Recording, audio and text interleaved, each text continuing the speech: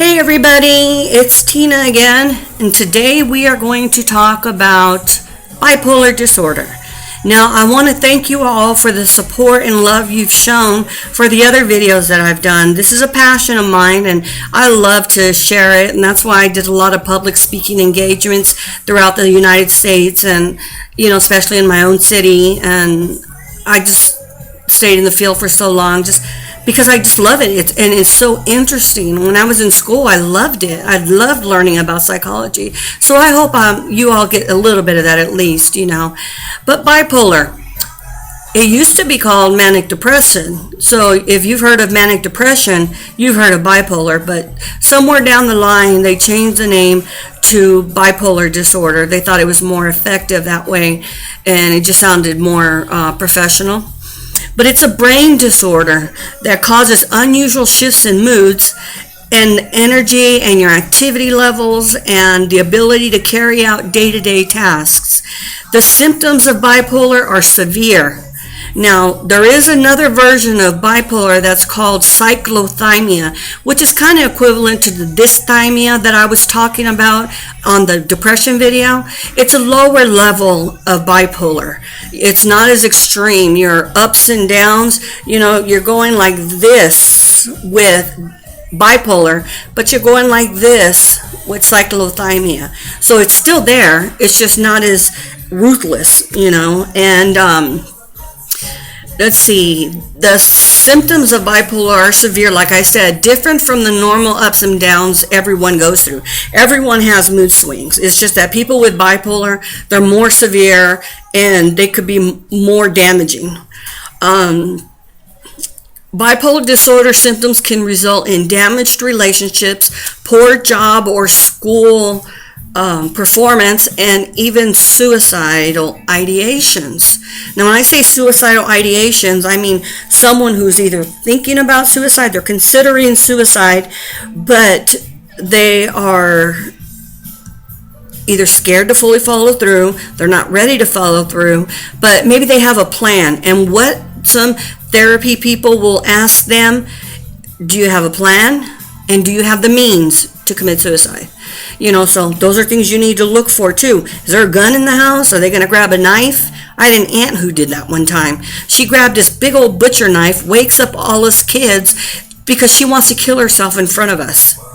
Are you serious? Do you know how damaging that is to someone? And I know she's mentally ill, and all the drugs she had taken, illegal drugs, but yes, she gets no treatment for it. Never had. My entire life that I've known her, she's never had any treatment other than illegal drugs. So the bipolar disorder symptoms can result, like I said, in damaged relationships. So you need to make sure that you surround yourself with loving, supportive, patient people, and people who understand, okay, I'm not going to take that personally because it's part of her illness, because it does happen, and it could get pretty disastrous, pretty evil. I mean, you could say things and do things to people you really love and care about when you're in an episode, but not realize that you're acting that way until after the fact. And so you could really hurt somebody's feelings or physically, and you got to be able to own up to that when you're in a better state of mind, and they got to be prepared for that to happen. And that's the one thing about bipolar. All the scientific work they're doing right now, they still don't know what causes it. There's no one cause for it like there is with depression or schizophrenia or something like that. They have more of a defining diagnosis, I guess, for the other ones. But bipolar, it's a little bit more difficult to slap a stamp on it and say, yep, this is bipolar because of this. But they have done some genetic studies. Now, like I said, the causes, most scientists agree that there is no single cause. Rather, there's many factors likely to act together to produce illness or increase the risk of getting the illness. Genetics is always a part of any illness, mental health or physical illness. Your genes are always going to put you at a predisposition level where you are predisposed to getting the illness, but you may or may not get it. It just depends, but that comes from genetics. It tends to run in the family. Scientists have noted what they call genetic hotspots. And it may also help explain how environmental factors can increase a person's risk. Now, it is, as I told you with depression, environment and psychosocial stressors play a big part in exacerbation of symptoms. So if you're already on the fence with your mood disorders or whatever, and then, suddenly you get in a car accident or you lose your job or your husband leaves you or anything negative like that can happen, your environment, people around you don't really care about you or whatever, but they're around you and they're doing negative things that makes you feel worthless and stuff, then that is going to contribute to your mood swings. So just be prepared for that, and keep your circle up. Make your circle just the people who have your true best interests at heart, not the people who are just going to use you when you're weak or manicky because you're going to be impulsively spending or whatever the case may be. Keep your circle tight. I always say that, and I mean that, because it will be used against you later, or you might be outed when you trusted somebody to keep it a secret, because not everybody wants to run around going, hey, I'm bipolar, and you trust this person with that information, and then they go and leak it, and then next thing you know, everybody knows you're bipolar. And that's not something that's everybody's business. Now, if you decide you want to share that information, then you're making it everybody's business. But that's up to you. It's your illness. It's something you're fighting with and dealing with and managing, not somebody else. Well, someone else could be, especially if it's a love partner. They're dealing with your stuff too. I mean, they're dealing with your moods. What's she going to be in like today? It's very unpredictable.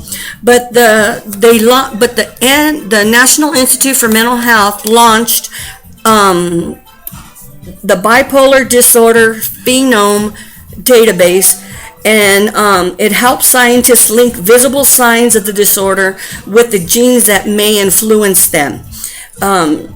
And like tests on identical twins has proven that genetics may or may not contribute to your illness, because one twin would end up with bipolar and the other twin would not, but they have identical gene pools. I mean, they have identical everything, so if they're identical, if they're fraternal, it's a little more understandable, but there's that. Okay, and scientists do not fully understand, like I said, how these factors interact to cause bipolar. But the brain structure and functioning, they have made some strides there. Excuse me. The magnetic resonance imaging, which is commonly known as MRI, and the PET scan, the position emission tomography, that's a PET scan, allows researchers to take pictures of living brains while they are at work. I mean, while they're functioning, while they're working, while your synapses are going and everything. They're able to capture all that through these tests. And these tests help scientists study the brain structure and activity. Some imaging studies show how brains of people with bipolar disorder may differ from healthy people. And this is how. Another MRI study found that the brain's prefrontal cortex, which this is the frontal part of your brain. You have several cortexes. Your brain's in 4 lobes, and this is the frontal lobe, so it's got to be around here somewhere. The prefrontal cortex in adults with bipolar tends to be smaller and function less well compared to adults without bipolar. So see, they are getting somewhere with it. There is some kind of brain. It kind of reminds me of the whole homosexuality debate. Were you born that way or were you not? Or even the transgender, the whole LGBT thing. Were you born that way or was it a choice? And then there's some tests that show that no, they were born that way. There is some thing going on in their brain that makes them feel the way they feel. They're not just doing it just to do it. And that's kind of how I feel when I read this stuff and I think about that kind.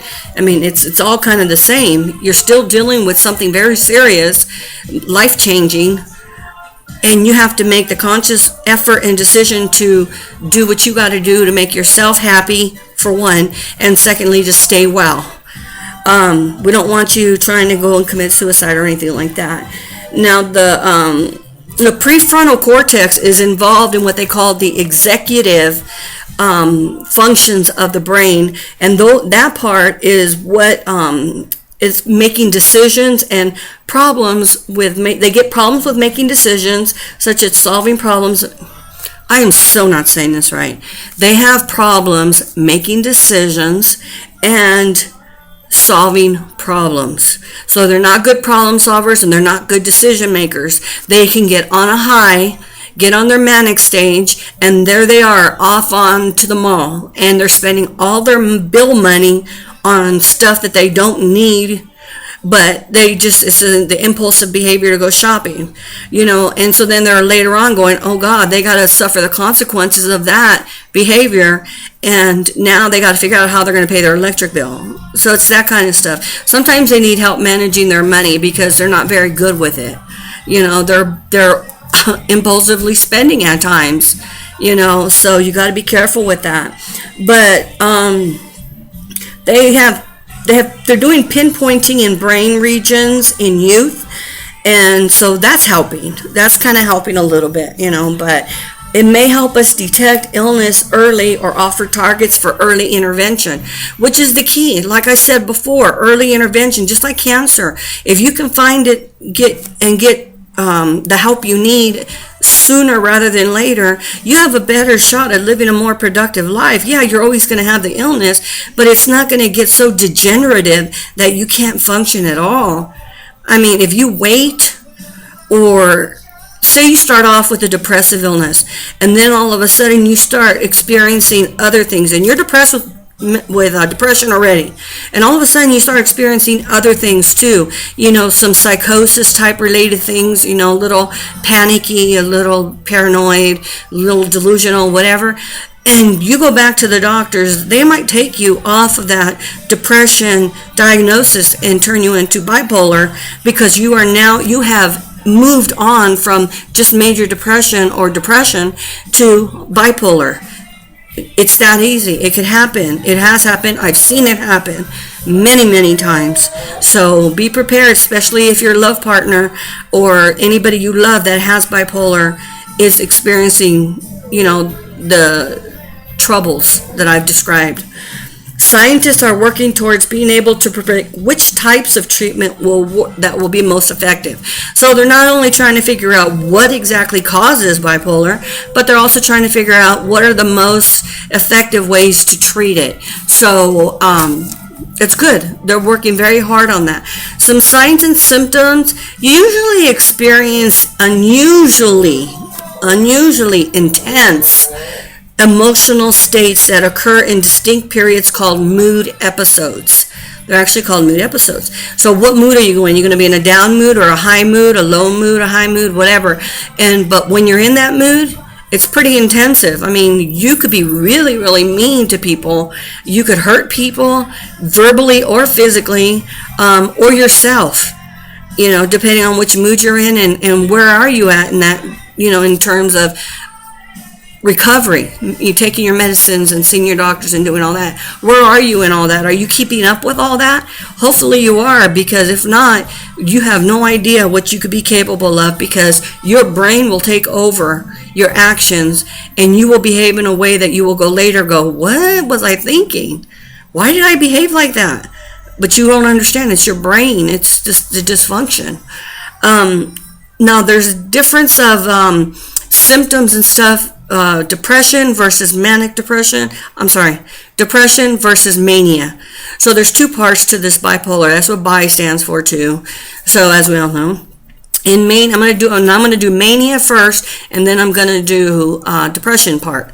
Now the mood changes in mania are a long period of feeling high, like I said, or an overly happy or outgoing mood. Now, when you're in this type of cycle, you feel like you can grab the moon from the sky. You can jump from the highest hill.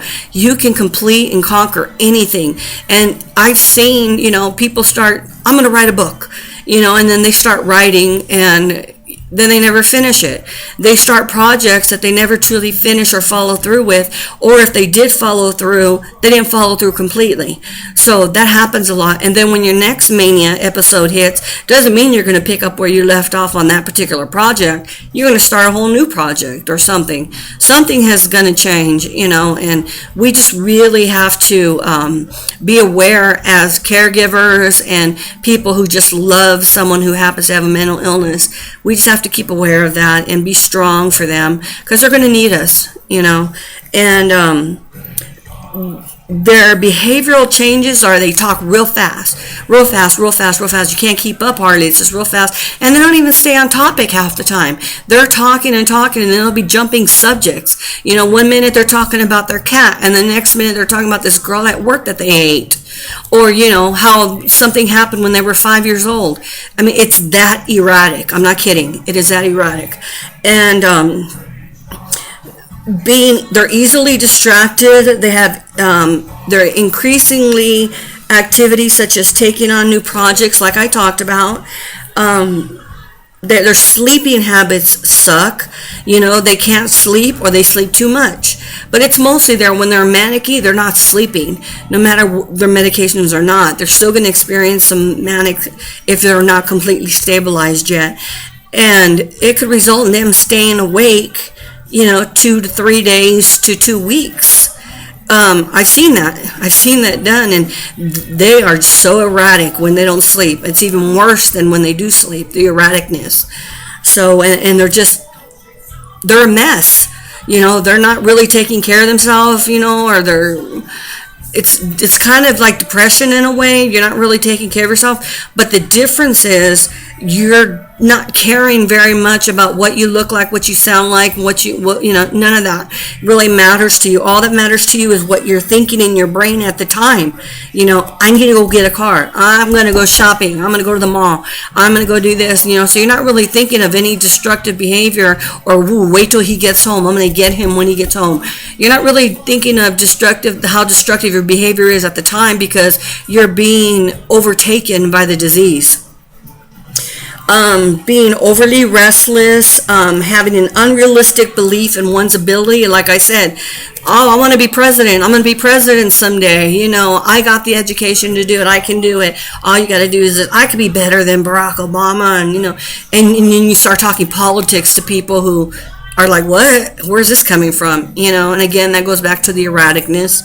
And you're behaving impulsively and engaging in highly pleasurable but dangerous behavior, such as sexual. You start sleeping more and more with people that you probably wouldn't normally sleep with, and you're sleeping with more people at a higher rate than you would normally sleep with people. I mean, you're just reckless. I mean, that's probably the best word, is reckless. You're reckless with your money. You're reckless with your body. You're reckless with the people around you. And you need something to combat that, and that's where the medication comes in. So that's mania. I hope you got a good idea of what I mean when I say mania. Now, the depression, we did a whole thing on depression last video, but I'm just going to go through the little bit that has to do with the bipolar part, because there is a little bit of a difference. You get the mood changes, like I said, overly long periods of feeling sad or hopeless. We discussed that. Your loss of interest in activities that were once enjoyable. We talked about all that already, so I'm not going to go on and on with that. The behavioral changes that you should look for and notice in someone who's in the depressive phase of their bipolar, feeling tired or slowed down. I mean, you're just like, God, I'm just so tired. And you slept the night before, and you woke up, you had enough hours of sleep per the standard, but you just feel like, Jesus Christ, I am so tired. And you have trouble concentrating, remembering, and making decisions, yes, you are going to have memory problems. Did I tell you that such and such? And they'll be like, yeah, you told me. Okay. 15 minutes later, hey, did I tell you about such and such? Yeah, you just told me again 15 minutes ago. Why are you telling me now? Well, because I couldn't remember that I told you.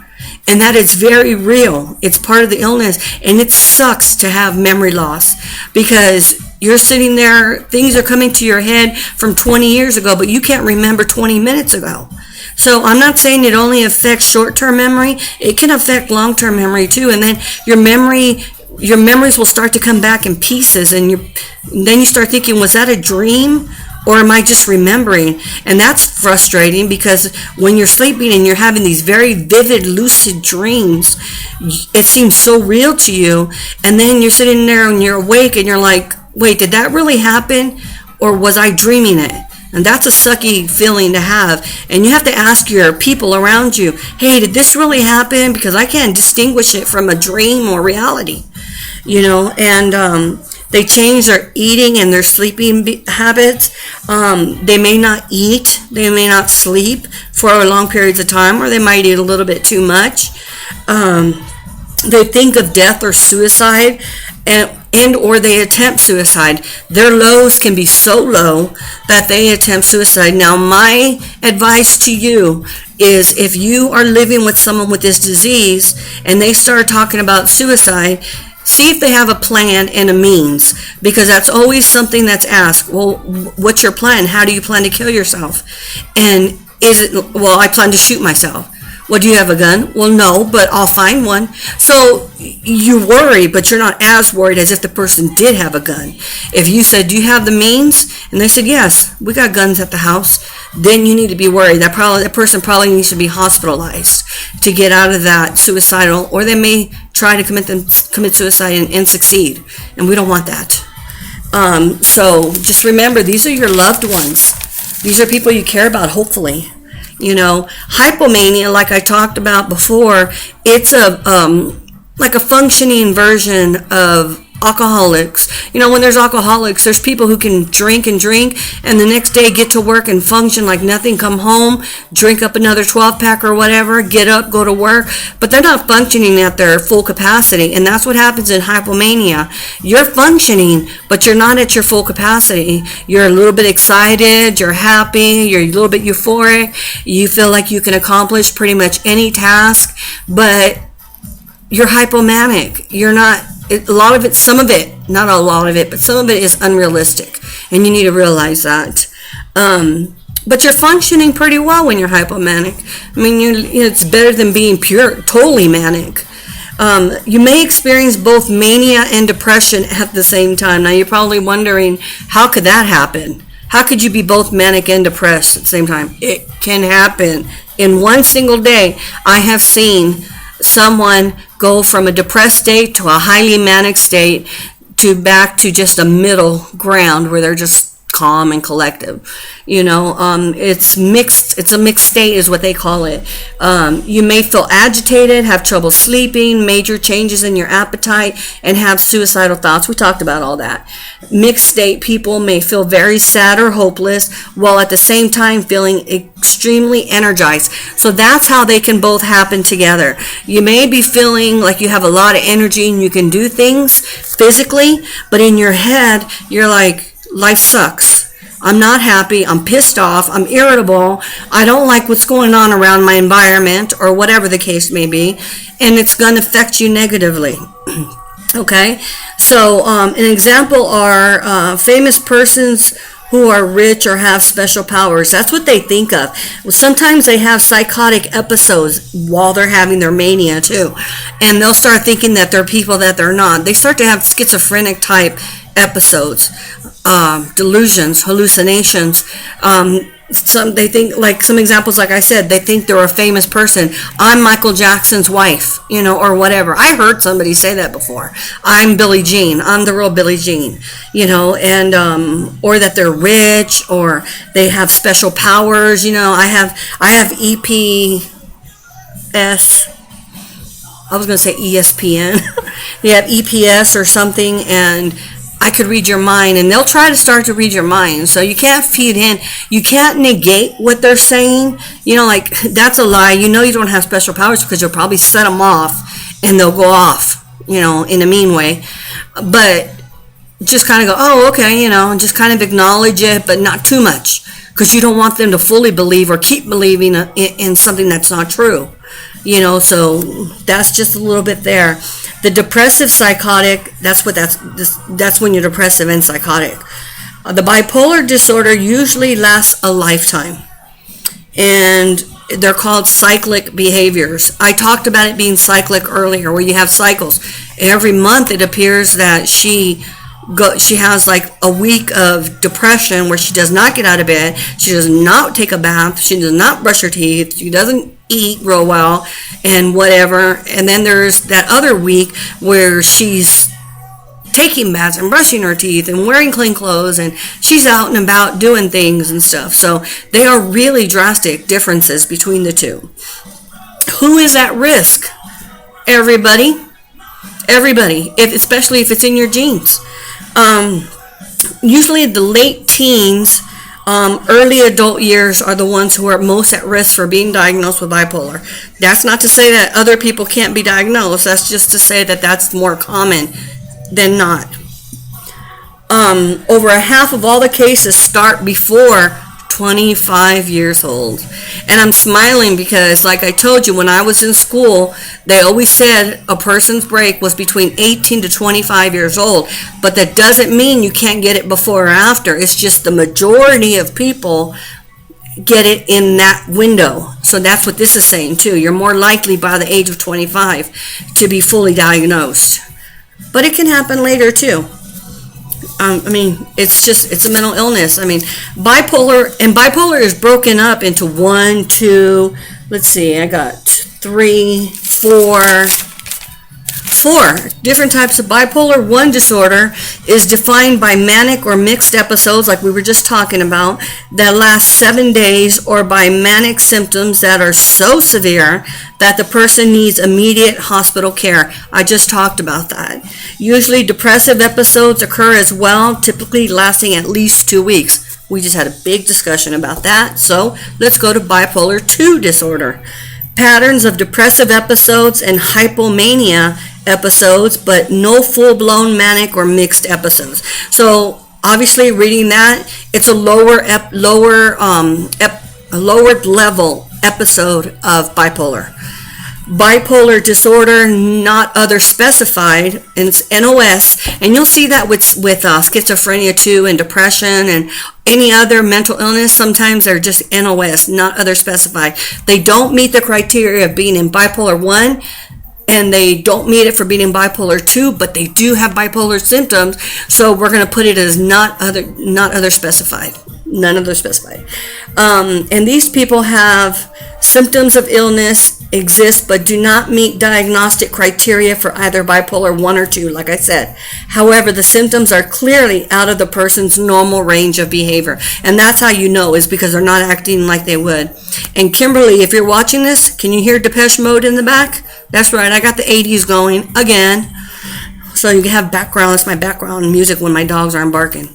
Cyclothymic disorder, I talked about that. That's the 4th type of depression. It's the low level bipolar. You're not going so up and down. You're more like up, down, up, instead of up, down, It's a mild form of bipolar. People with cyclothymia have episodes of hypomania as well as mild depression for at least 2 years. However, the symptoms do not meet the diagnostic requirements for any other type of bipolar disease.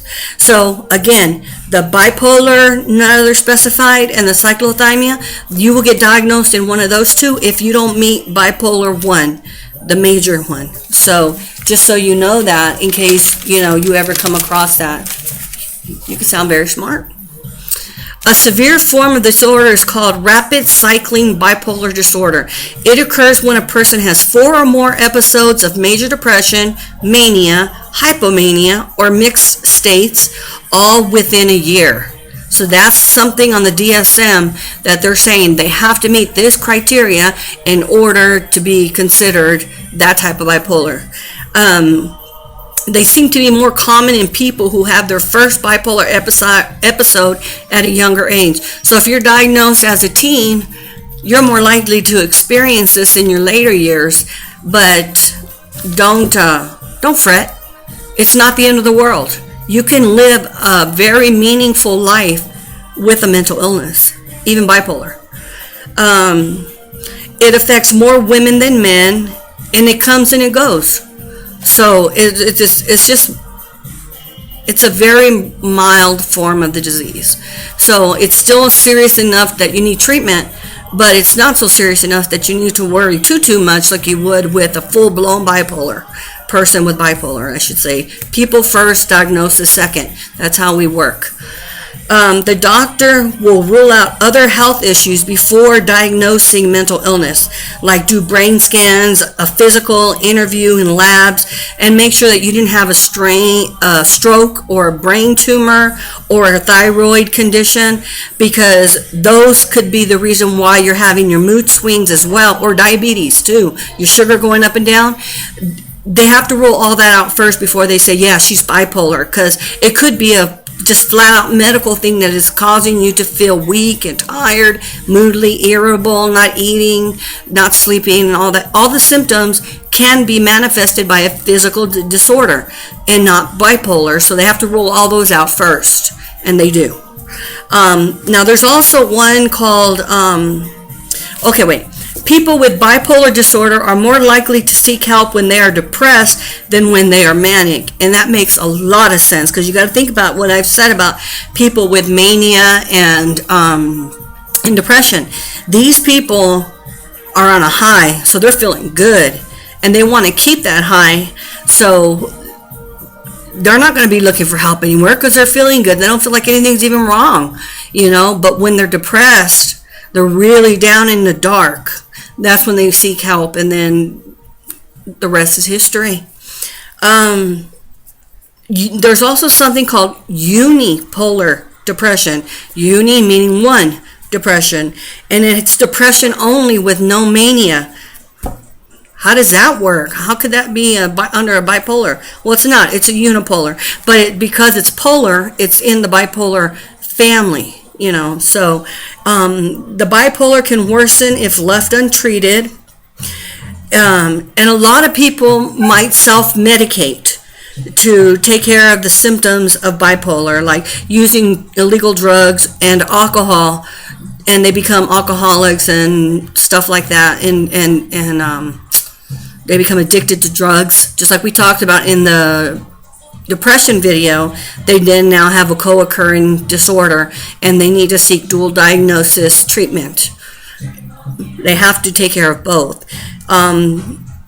People with PTSD, ADHD, social phobia, those people can all coexist with bipolar. So you could have bipolar and still be suffering from PTSD, ADHD, and social phobias. Now, social phobias are going to be axis too. But the PTSD, and ADHD might be too. I'm not real sure. I have to look that up. But PTSD it's very serious. I mean, whether it sits on axis 1 or not is not the real important point I'm trying to make.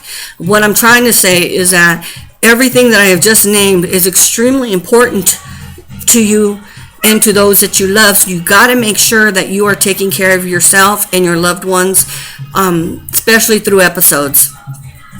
People with bipolar disorder are also at a higher risk for thyroid problems, migraines, heart disease, diabetes, and obesity. And there's a bunch of other stuff, but those are the main ones.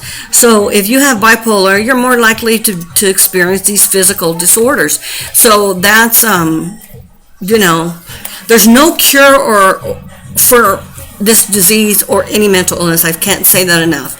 But there is the recovery. Remember that. I told you I couldn't emphasize in the last video enough about you can recover from your illness. You're never going to be cured from it, but you can recover from it enough to where you are living a very decent life. Some people never get to that point because they don't get the help they need or want, but be grateful if you can. It's a lifelong illness. Long-term continuous treatment is needed to control the symptoms. However, even with proper treatment, the mood changes can still occur. And we did discuss that earlier. I did mention that earlier. Now, in the National Institute for Mental Health funded systematic treatment enhancement program for bipolar disorders, what they call the STEP-BD, the largest treatment study ever conducted. It is the largest treatment study ever conducted for people with bipolar. That's what I was trying to say. Almost one half of those who recovered still had lingering symptoms. Having another mental disorder in addition to bipolar can increase one's chance for a relapse. So if you have bipolar and you're also suffering from a personality disorder or a medical disorder, the axis 2 or 3, then your chances, and then throw in your environment and your psychosocial, and your chances of recovery go down, down, down. So you got to make sure that you're ready to attack everything that you need to attack to be well. The types of, there's different types of medications that can help control symptoms of bipolar disorder. It just varies with the person. And again, 4 to 6 weeks for the medication to really see an effect. And it doesn't mean you're going to be at your high level, in 4 to 6 weeks. It just means you're going to start to feel a little bit different. You're going to start to feel the recovery happening. Some people will be more recovered at 4 to 6 weeks than others. It just really depends on your body type.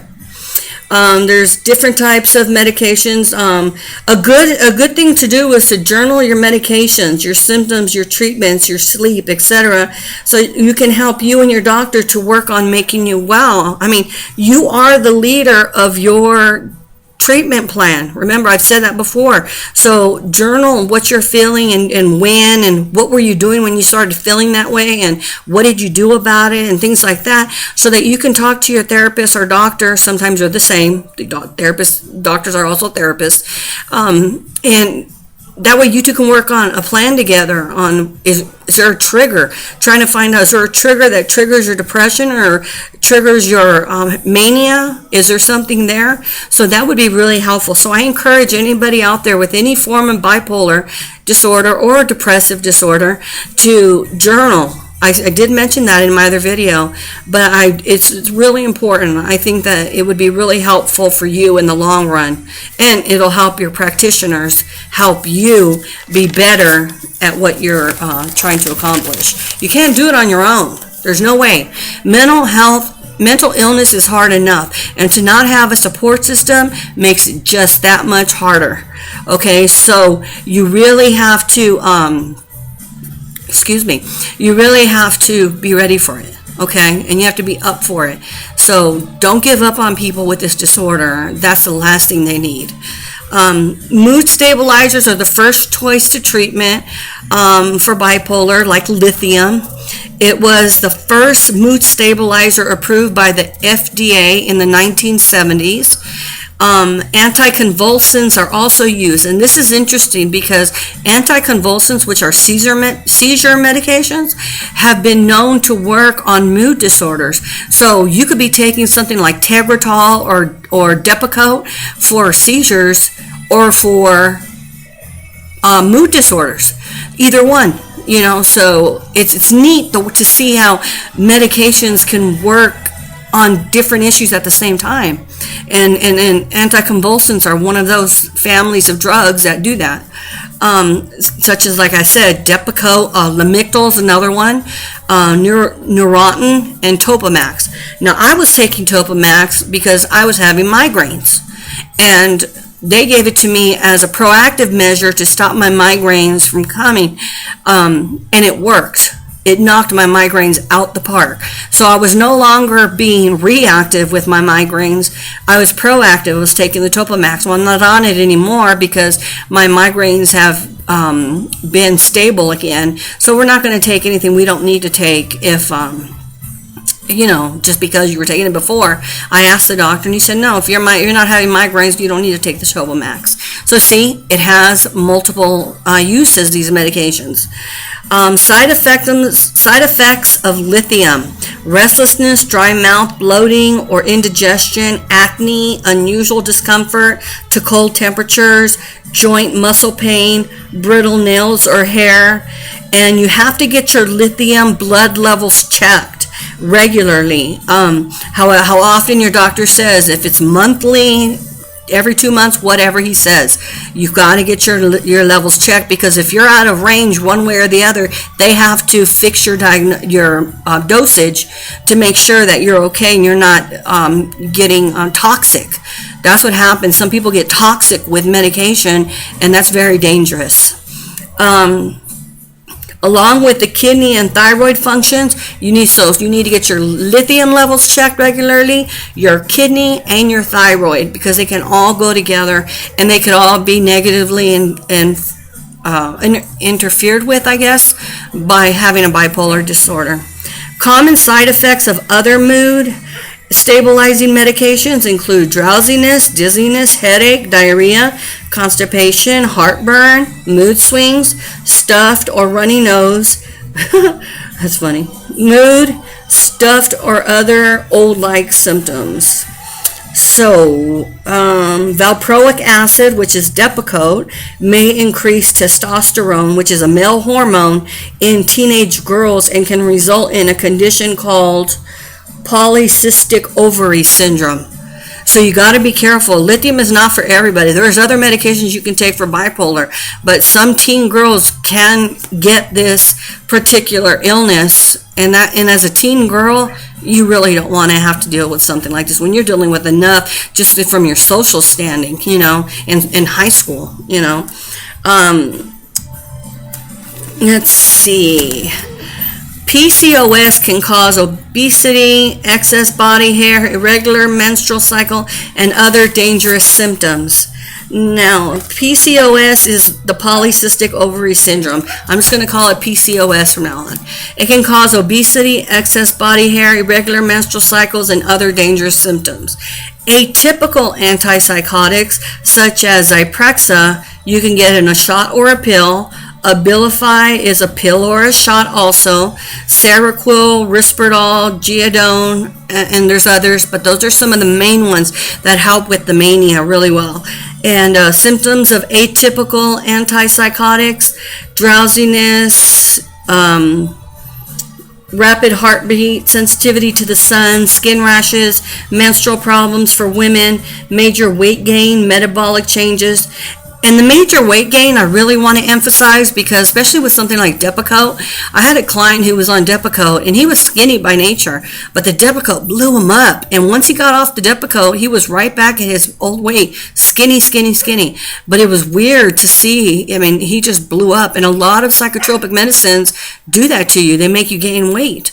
And there's not a lot you can do about it other than try to fight the urge to eat more than you should. They're long-term. If you take them for the long term, remember we talked about a disease called tardive dyskinesia. Tardive dyskinesia, I described, happens when you take psychotropic medications, antidepressants, or mood stabilizers, or anything for a long period of time, and you develop the symptoms of your body having irregular movements, not being able to control your movements. Basically, they're just occurring. Tongue smacking, your tongue coming in and out of your mouth, shuffling of your feet, stuff like that. And let's see, antidepressants. A point I want to make: never stop taking your medications without talking to your doctor, because you might have to be titrated off certain medications, because if you stop taking some medications right away without titrating down, your body can go into a shock and you could die. So you really need to talk to your doctor about if you need to get off a medication or whatever. Let him instruct you on how to do it. Don't just take it upon yourself to do it. You're not a doctor. Unless you are a doctor. If I'm talking to a doctor, then you know this already. Some antidepressants for bipolar is Prozac, Paxil, Zoloft, and the Wellbutrin, which we talked about in the depression video. Taking only antidepressants can increase the risk of switching to mania or hypomania. So it'll be taking care of your depression, but now your mania is going to increase because you're not treating your mania with anything but antidepressants. That's not going to do anything to your mania. It's just going to work on your depression. And it'll increase the risk of developing rapid cycling symptoms, then usually need mood stabilizing medication at the same time as antidepressants. So you need to have both, okay? Side effects of antidepressants: headache, nausea, agitation, sexual problems, you're jittery. Always talk to your doctor, about everything. Don't leave anything out, because you're only cheating yourself out of a potential wonderful treatment. Women who are pregnant or plan to be pregnant, they face special challenges because mood stabilizing medications can harm a developing fetus or nursing infant. But don't stop taking your meds at once. You got to titrate. Like I said, talk to your doctor. If you are pregnant or plan to get pregnant, talk to your doctor right away so that he can work on a plan for you where you can hopefully stay well while you're going through your pregnancy and after your pregnancy, because then now you have another potential for postpartum depression in addition to your bipolar.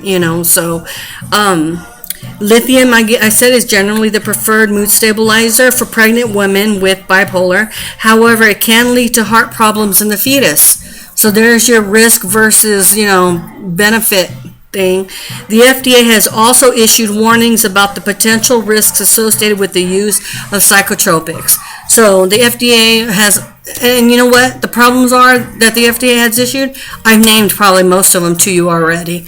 So the FDA warning on antidepressants is make sure that they're safe and popular.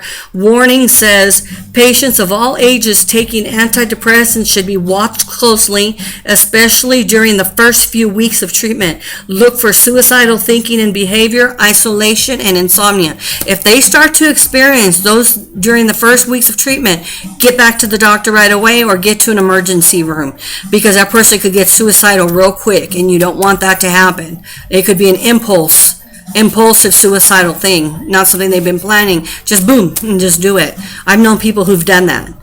I had an ex-boyfriend who did that. So, and I didn't cause it, so don't even go there. Psychotherapy. It's good to take psychotherapy with your medications. There's the CBT therapy that we talked about in the last video. That is the cognitive behavioral. And then there's family-focused therapy, which involves family members. It helps enhance family coping strategy, includes checking on each other and improving communication and problem-solving skills. So that's a good one because it involves all the people who are relevant in your life, and they're helping you through this, and they're understanding when you're having your bad days and such. So, that's a good therapy, I believe. Interpersonal and social rhythm therapy. It helps the client improve their relationships with others and manage their daily routines. Psychoeducation teaches people with bipolar disorder about the illness and its treatment. It can help you recognize signs of an impending mood swing so you can seek treatment early before a full-blown episode occurs. Usually done in group, it may be helpful for members and caregivers. So if you're a caregiver, this is the type of education that's good for you, and you're also around other caregivers so you all can share experiences and what's worked for some and what's worked for others and things like that. A bipolar study compared two groups. The first group was treated with collaborative care, 3 sessions of psychoeducation over 6 weeks, and the second group was treated with medication and intensive psychotherapy, 30 sessions over 9 months of CBT treatment, interpersonal and social rhythm. So they combined all the therapies, and including family focused. And the researchers found that the second group had fewer relapses, lower hospital rates, and they were able to stick more to their treatment plans. I'm always talking about the treatment plans. We have to learn to stick with your treatment plans. Now, the people who tend to people with mental illness are usually called LPCs, LMSWs, or psychologists. They're usually the ones who do the therapy. Now, LPC just means they're a licensed professional counselor. LMSW just means they're a licensed master in social work. So they're both licensed, and they both done their hours, their clinical hours to become licensed. And then they have to take a test and stuff like that too. So ECT is also used, the shock therapy that we talked about in depression. It's also used. They last from 30 to 90 seconds each session, and they recover within 5 to 15 minutes. And that's used as the last resort. When nothing else is totally working at all, they keep coming to the hospital, they keep having symptoms, they're hurting people, they're hurting themselves, whatever the case may be. This is your last resort, is ECT for bipolar. They use it more for, schizophrenia or depression, but bipolar, not so much. This hair. So anyway, sleep medications, they give those as needed. If you need to sleep and you're not sleeping, they will give you sleep medications. Now, herbal supplements there's not much research done as of yet, but except for the St. John's wort that I explained to you in the depression video. So it may cause a switch to mania in some people with bipolar. It makes other meds less effective. Scientists also they're also researching, which I found interesting, was the omega-3 fatty acids, which is found in fish oils, to measure usefulness for long-term treatment of bipolar disorder. The study results have been mixed. So it really depends who's doing the study, who's funding the study. If a medication company is funding a study, of course they're going to want it to work in their favor. So sometimes studies are biased. So you have to take that into consideration when you're hearing information about certain studies. You really got to just kind of take it with a grain of salt and be like, okay, and then know yourself and know who's around you. What research in the National Institute for Mental Health is doing to improve treatment for bipolar is scientists are working to identify new targets for improving current medications or developing new treatments for bipolar disorder. And this was so weird to me when I read this. They're using ketamine, or ketamine, however you want to say it, but it's ketamine. And although it helped within 40 minutes on the depressive symptoms, you can't rely on it for long term because it has serious side effects at high doses. That's a narcotic. That's drug abusers some of them use ketamine as their drug of choice. So you got to be careful on that. And the studies continue. Okay. Now, the National Institute for Mental Health has spearheading the Research Domain Criteria, the RDOC project. Brain circuitry, they're looking at the brain circuitry that's involved in the behavior and cognitive functioning. The hope is that by changing the way we approach mental disorders, this will help us open doors to new targets to help come up with new preventions and new treatments. Living with someone with bipolar, you need to help them get right diagnosis and treatment, and go to the appointments with them if you can. Share your insight with the doctors if you can. And if it's your love partner, and you plan to stay with them, you really need to be a part of it. You need to go as much as you can. Know what the doctor's saying to them. Know what they're saying to the doctors. Are they not saying everything that they should say? Are they hiding information? Are they exaggerating information? Whatever the case, if you can go and you can be a part of it, please do. Okay.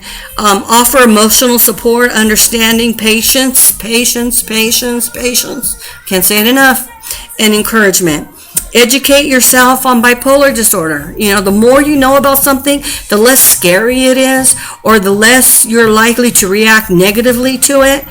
It's that whole fear of the unknown. If you can alleviate that by educating yourself on bipolar disorder and any mental health issue that your partner's on or you're on or whatever, the better it's going to be. Trust me. Talk to, but listen carefully. So you want to talk to them, but you really want to listen to what they're saying. Are they making plans to hurt themselves just within their talk, but not coming right out and saying it? So really listen to what they're saying. And see if you can find the trigger, like I was talking about earlier. Invite them out to social events and outdoor activities. Do things with them. Try to get them up and out, because if they're up and out, they're not going to be sitting here working on projects that make no sense or crying because they're so depressed. Okay? Reassure positively as much as possible. Reassure them you're going to be okay. It's going to be okay. I'm here for you. They need a lot of reassurance and a lot of patience. So if you don't think you can give that, don't be in someone's life, because all you'll do, you'll be a part of the environmental or psychosocial factor that is igniting and exacerbating their symptoms. Okay? Never ever, like I said before many times, ignore signs and symptoms of suicidal ideations. It can be a lot of stress for caregivers to take care of a person who's severely bipolar. How can you help yourself if you have bipolar? You have bipolar. How can you help yourself? You can keep up with your doctor's appointments, and like I said, be honest with everything. Keep regular routine, like you go to bed at the same time every night, wake up at the same time, you eat at the same time. Kind of develop a routine, so that'll keep you going. You'll be like, oh, it's 12 o'clock, I gotta eat lunch. So you're involved with eating lunch and not so much sitting there letting your brain take over and do weird things. Make sure you get enough sleep, and we know that that's going to be a problem. So if it does, you talk to your doctor about getting something that'll help you sleep.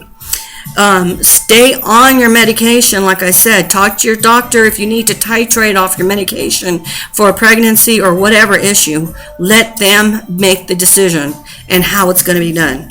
Educate yourself on the diagnosis and the triggers that cause a diagnosis. You really need to know. I mean, if you're saying something that's triggering somebody going off every time, then stop saying it.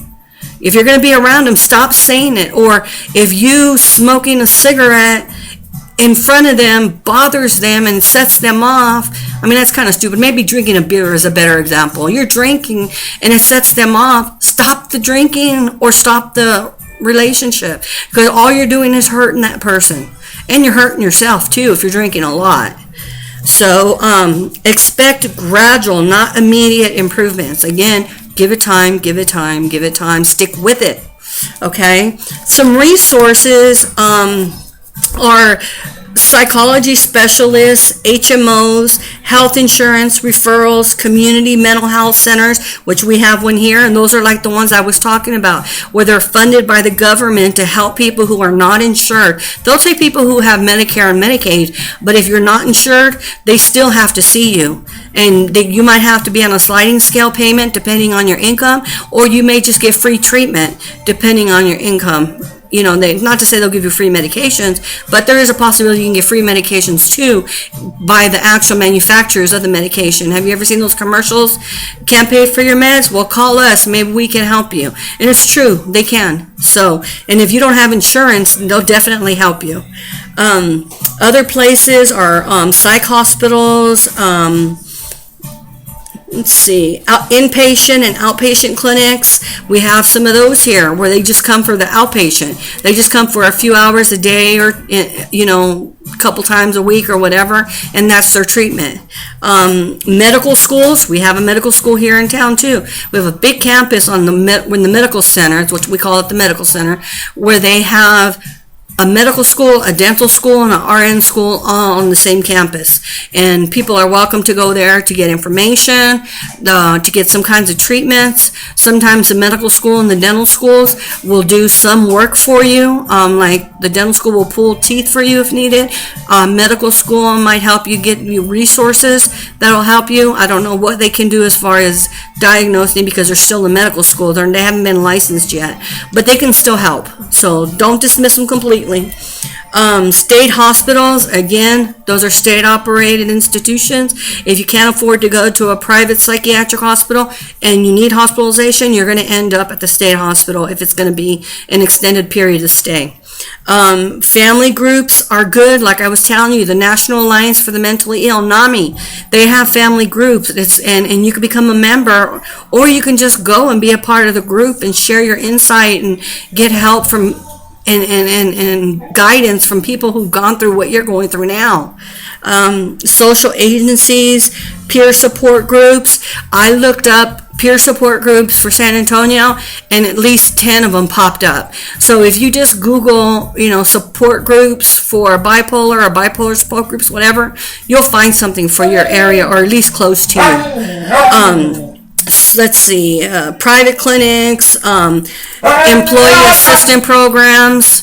I'm totally going to kill that dog. The puppy is messing with my big dog and pissing him off. That's where that noise is coming from. Local medical and or psychiatric institutions. Okay, and we're going down.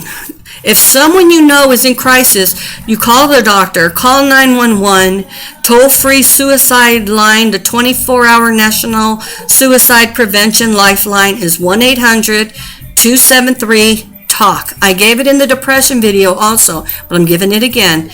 It's 1-800-273-8255 or TALK, T-A-L-K. And there they have trained counselors to deal with your calls. Clinicaltrials.gov. I looked at the webpage and looked to see it's actually run by the National Institute for Mental Health.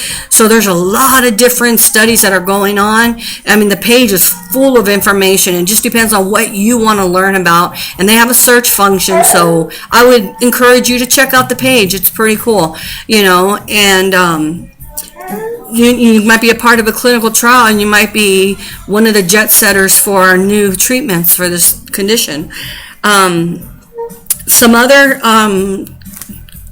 resources I'm going to share with you: bipolartreatmentinfo.com, bipolardepressionoptions.com.